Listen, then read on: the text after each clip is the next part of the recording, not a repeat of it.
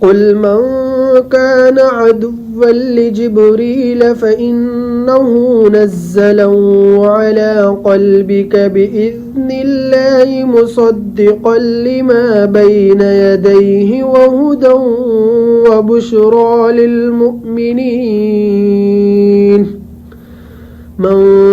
كان عدوا لله وملائكته ورسله وجبريل وميكال فإن الله عدو للكافرين ولقد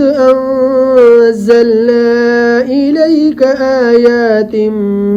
بينات وما يكفر بها إلا الفاسقون